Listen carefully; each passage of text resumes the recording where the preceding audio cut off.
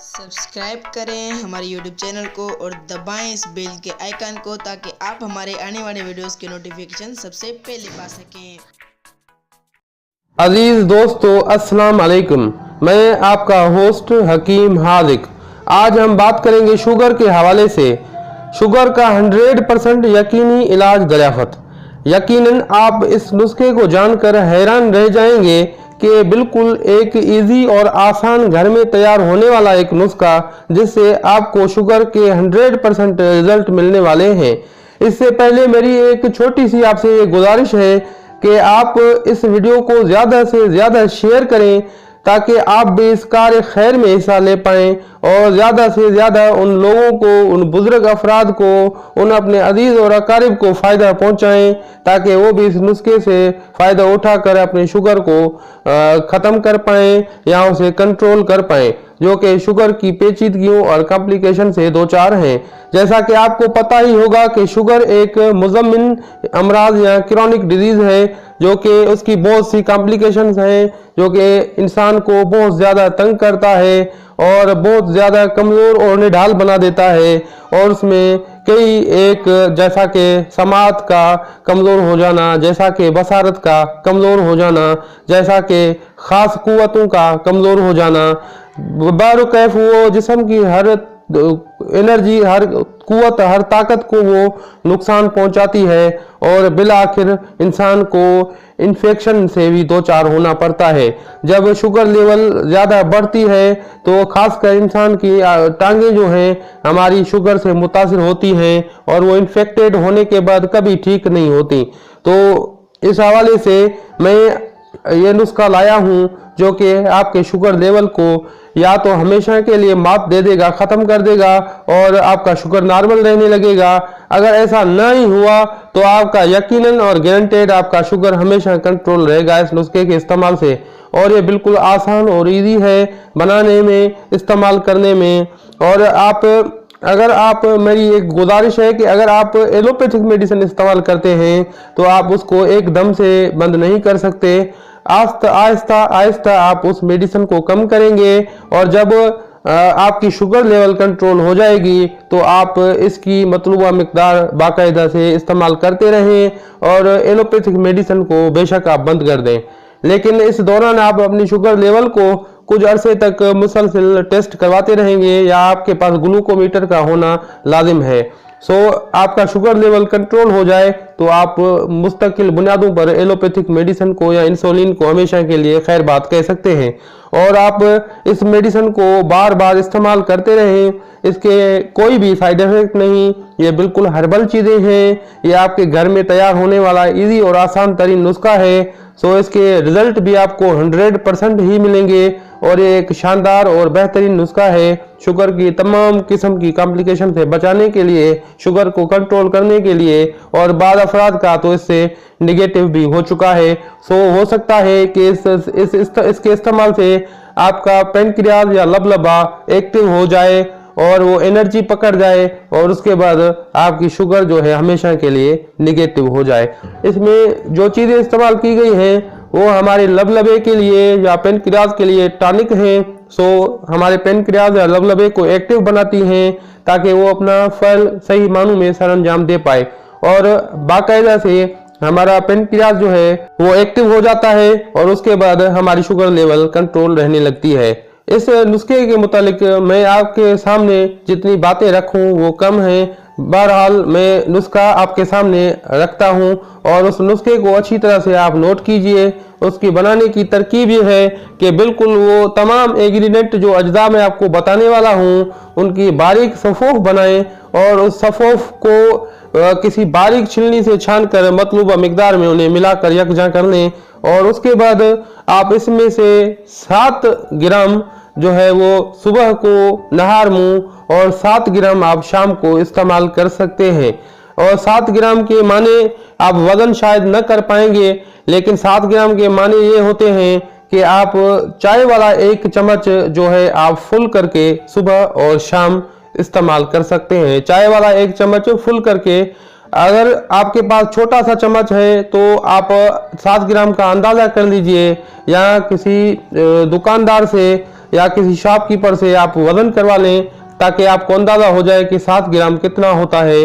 उसके मुताबिक आप अपने डोज बना लें और 7 ग्राम सुबह और शाम जो है आप लेते रहें। ये इसके कोई भी किसी भी किस्म के साइड इफेक्ट नहीं है, बिल्कुल शानदार और अच्छा नुस्खा है। अब आते हैं नुस्खे की तरफ। संदल सफेद 3.5 ग्राम, निशास्ता गोंद कतेरा, तुखम काहू, तुखम खुरफा हर एक 11 ग्राम, समगे अरबी गिल अरमनी गुलनार समाक बलूत हर एक 18 ग्राम। अब बनाने की जो तरकीब मैंने आपको बता रखी है कि इन तमाम अज्जा को बारीक जो है आप सफोफ करके और मतलूबा मिकदार जो मैंने आपको बताई है उसमें वजन करके आप इसको यकजा कर लें, मिला लें। ये भी हो सकता है अगर आपको ज्यादा मिकदार में बनानी है तो पहले आप किसी खुद निकाल लें या किसी और से आप इस नुस्खे का परसेंटेज निकलवा लें, उसके बाद आप इसकी मिकदार को इस तनासुब से बढ़ा सकते हैं। अगर आपको परसेंटेज की कोई हिसाब किताब नहीं आती तो आप मुझसे कमेंट में पूछ सकते हैं, मैं आपको इसका परसेंटेज निकाल के आपके कमेंट बॉक्स में मैं आपको बता दूंगा। ये एक शानदार और बेहतरीन नुस्खा है। इसके साथ साथ मैं आपको कुछ और चीजें बताऊंगा, जैसा कि निशास्तदार चीजें हैं। और अक्सर औकात मैं आपको बताता रहता हूं कि निशास्तदार चीजों से आपको परहेज करनी पड़ेगी। निशास्तदार चीजों में मिसाल के तौर पर चावल में बहुत ज्यादा निशास्ता पाया जाता है, आलू में बहुत ज्यादा निशास्ता पाया जाता है, गोगरू में बहुत ज्यादा निशास्ता पाया जाता है, गाजर जो कि सफेद गाजर जो है उसमें बहुत ज्यादा निशास्ता पाया जाता है। बहुत सी चीजें हैं जिनमें निशास्ता की मिकदार या जो है बहुत ज्यादा होती है, जो कि हमारे लिए शुगर के हवाले से बहुत ज्यादा नुकसानदेह हैं। उसके बाद मीठी चीजें जो है उनसे बचना चाहिए, जैसा कि तमाम बेवरेज जो है वो बहुत ज्यादा नुकसानदेह हैं, उसमें बहुत ज्यादा जो है वो मिकदार में चीनी जो है वो पाई जाती है। और उसके अलावा किसी भी किस्म की बेवरेज, किसी भी किस्म की शरबत, जूस वगैरह, इन चीज़ों से आप बचें, इनको इग्नोर करें, ये बहुत ज़्यादा नुकसानदेह हैं। मिठाइयों की तमाम किस्में, बिस्किटों की तमाम किस्में, और उसके अलावा जो है चंद एक ऐसी चीज़ें हैं जो कि उनसे भी मैं आपको कहूँगा कि आप रुक जाएं। मसलन खाना खाकर फौरी तौर पर लेट जाएं तो ये आपके लिए निज़ाम को मुतासिर करता है और आपके शुगर लेवल को बढ़ाने में काफ़ी मददगार साबित होता है। जैसा कि रसूलुल्लाह सल्लल्लाहु अलैहि वसल्लम की हदीस है कि आप सल्लल्लाहु अलैहि वसल्लम ने फरमाया कि आप खाना खाने के बाद कम से कम 40 कदम जो है वो उठाएं। और जदीद रिसर्च और मेडिकल साइंस के हवाले से भी हमें यही पता चलता है कि खाना खाने के फौरन बाद हमें थोड़ी सी वॉक करनी चाहिए, लेकिन हम सुबह और शाम मुख्तलिफ औकात में ज़्यादा वॉक कर सकते हैं। खाना खाने के फौरन बाद अगर हम 2-2, 3-3 किलोमीटर जो है वॉक करेंगे तो हमारा निज़ाम और ज़्यादा ख़राब हो जाएगा। जदीद मेडिकल साइंस हमें यही बताती है, लेकिन आप सल्लल्लाहु अलैहि वसल्लम ने हमें 1400 साल पहले ये बता दिया।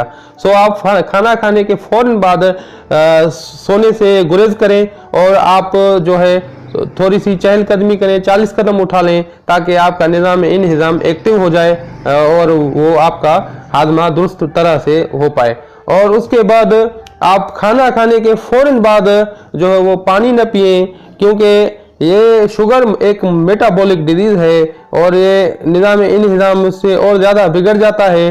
शुगर को बढ़ाने में और उसकी मेटाबॉलिज्म की डिसऑर्डर में जो है ये और ज़्यादा ये बिगड़ता है।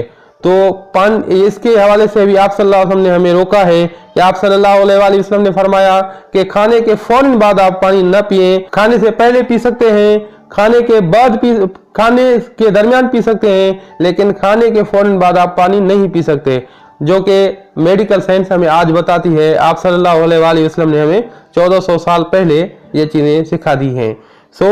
ये चंद एक चीज़ें हैं जो कि इनसे हम परहेज करेंगे तो हमारा शुगर लेवल जो है वो कंट्रोल रह सकता है। उसके बाद मैं आपको हिदायत करूंगा कि आप मोटरसाइकिल या गाड़ी, बाइक, कार वगैरह इस्तेमाल करते हैं तो करीबी इलाकों में आप सफ़र करें तो आप पैदल जाएं और गाड़ी का इस्तेमाल कम से कम करें। जितना ज़्यादा वॉक करेंगे आपका शुगर लेवल उतना ही कंट्रोल हो पाएगा। और उसके अलावा जो है खाने में ज़रा एहतियात करें। खाना कम खाएं, लेकिन भूख लगे तो आप बार बार खा सकते हैं। लेकिन एक जगह पर आप जो है एक इकट्ठे आप 3-3 4-4 रोटियां अक्सर औकात लोग खा जाते हैं शुगर के पेशेंट, जो कि उनके लिए बहुत ज्यादा नुकसानदेह है। आप कम से कम खाना खाएं, आपकी भूख खत्म हो जाए बस इतना ही खाएं, और उसके बाद आपको दोबारा भूख लगे तो दोबारा खाएं। लेकिन एक साथ ज्यादा खाना खा लेना जो है वो शुगर के लिए बहुत ज्यादा नुकसानदेह साबित होता है। दोस्तों, ये चंद नसीहतें थी मेरी तरफ से। अगर आप इस लेक्चर को ज्यादा से ज्यादा शेयर करेंगे तो ज्यादा से ज्यादा लोगों को इससे जानकारी मिलेगी, इंफॉर्मेशन मिलेगी, और वो अपना और अपने दोस्तों और अहबाबों का इलाज दुरुस्त तरह से कर पाएंगे।